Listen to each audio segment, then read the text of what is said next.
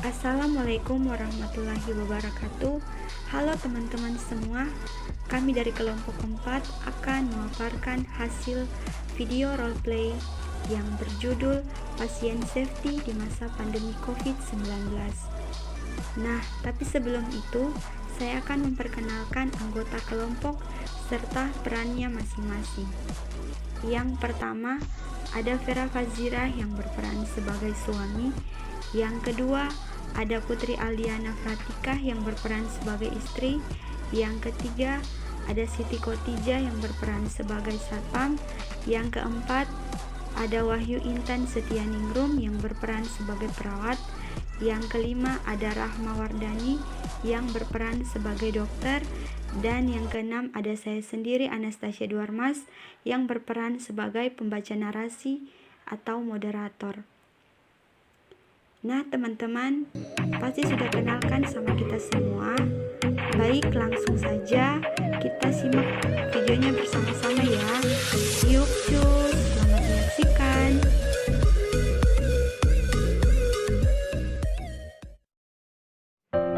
Pada pagi hari, ada sepasang suami istri sedang berada di dalam rumah.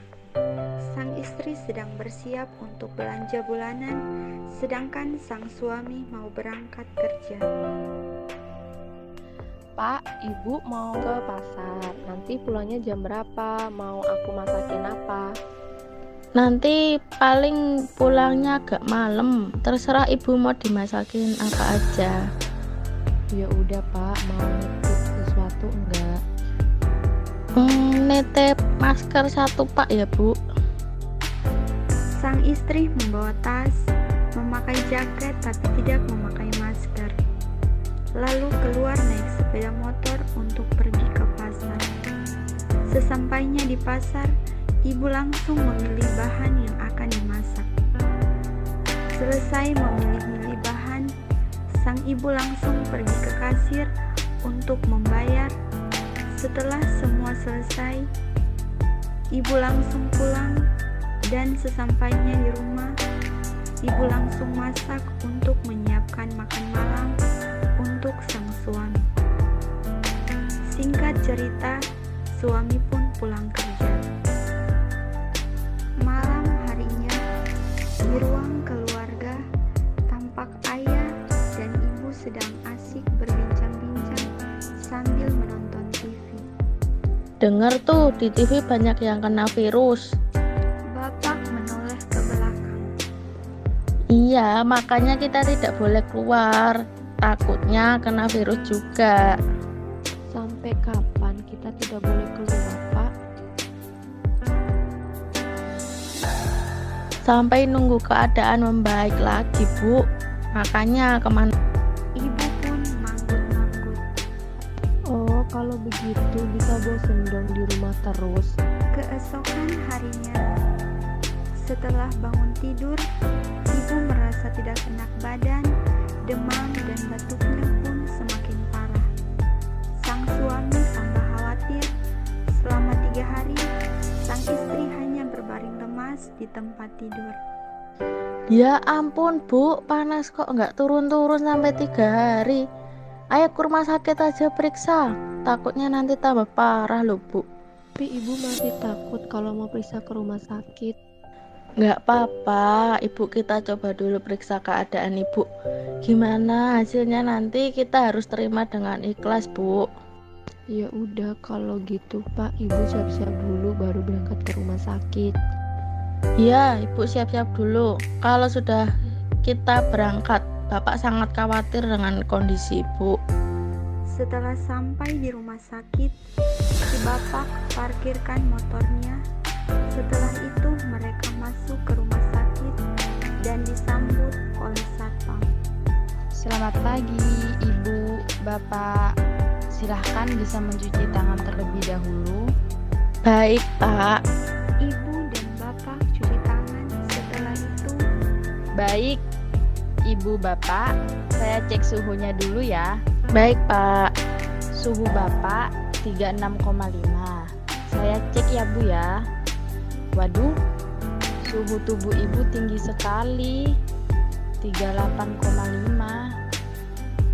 Apakah ibu merasakan gejala seperti demam, batuk, pilek, hilang rasa saat makan enggak, Bu? Iya Pak, saya demam tinggi beberapa hari ini dan belum turun sampai sekarang. Oh, begitu ya, Bu ya.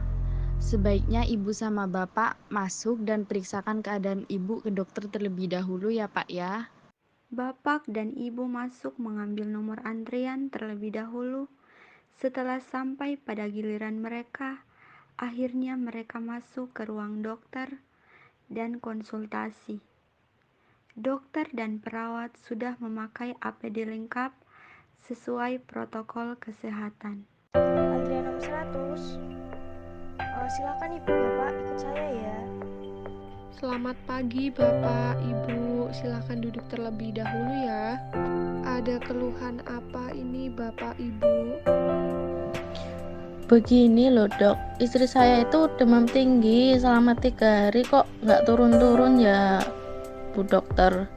Silakan Ibu berbaring dulu ya. Saya akan memeriksa tanda-tanda vital Ibu. Sudah selesai ya saya periksa. Silakan Ibu bisa duduk kembali. Jadi bagaimana dok keadaan istri saya? Sebelumnya, apakah istri Bapak pernah berinteraksi dengan penderita COVID? Sebelumnya saya ke pasar Pak, lupa tidak memakai masker dan saat pulang tidak mencuci tangan. Lah kan udah bapak bilangin pakai masker gitu ngeyel.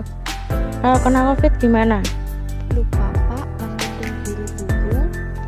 Baik Bapak, Ibu, saya antarkan ke ruang laboratorium terlebih dahulu ya untuk melakukan swab. Nanti pemeriksaan swab akan dilakukan oleh dokter. Ruang laboratorium. Tok tok tok tok. Permisi dok, saya mengantarkan pasien untuk dilakukan pemeriksaan swab. Oh iya, baik silahkan duduk dulu ya Bu. Saya mempersiapkan peralatannya dulu untuk pemeriksaan ya Bu. Nanti hasilnya bisa ditunggu sekitar 30 menit ya Bu. Baik dok. Ibu, ini untuk hasil swabnya sudah keluar dan Ibu dinyatakan positif terkena COVID-19. Kalau begitu apa yang harus saya lakukan dok? Virus corona itu apa dok dan bagaimana bisa saya terkena virus ini? Begini Bu, virus corona merupakan sejenis virus yang dapat menyebabkan penyakit COVID-19 yang dapat menyerang saluran-saluran pernafasan. Penyebaran virus corona ini sangat mudah, yakni melalui partikel virus yang keluar dari penderita ketika batuk maupun bersin dan menempel langsung kepada orang sehat, Ibu. Virus ini juga dapat menempel pada benda mati yang mana ketika orang sehat memegang benda mati tersebut lalu tidak sengaja memegang area muka terutama pada hidung, mulut, dan mata, maka dengan mudah virus corona ini menempel pada orang tersebut. Seperti itu, Ibu. Pantas saja dok, saya mengalami gejala demam, pilek atau flu, batuk, sakit kepala, nyeri tenggorokan, nyeri dada, bahkan sesak nafas. Baik Bu, mohon kesabarannya ya Bu. Kita sama-sama berusaha untuk menyembuhkan Ibu dari virus ini. Ibu harus dirawat dan diisolasi di rumah sakit.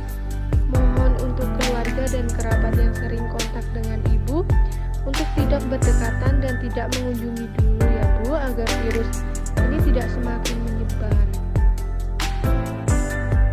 Baik dok, kalau gitu saya akan ikut segala. Bagus kalau begitu ya Ibu, semoga Ibu cepat pulih kembali ya. Peran perawat ini sangat krusial. Kawan-kawan dokter tidak bisa bekerja sendiri tanpa dukungan kawan-kawan perawat, dan kita tahu mereka bekerja sangat komprehensif. Mereka bisa menjadi motivator, dan pada saat awal pandemi, advokasi kawan-kawan perawat sangat luar biasa dalam mencegah timbulnya stigma negatif bagi pasien COVID-19.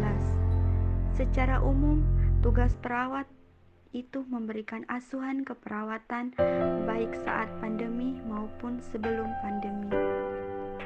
Memang ada tantangan tersendiri saat pandemi seperti saat ini, seperti sifat penyakitnya yang mudah menular, sehingga perawat harus lebih hati-hati, waspada, serta disiplin. Jumlah pasien yang tinggi juga memberikan beban yang lebih dari biasanya. Tuturnya menggambarkan kondisi yang dihadapi perawat. Sekian pemaparan video roleplay kelompok kami. Jika ada kesalahan atau kekurangan dalam video ini, kami mohon maaf. Wassalamualaikum warahmatullahi wabarakatuh.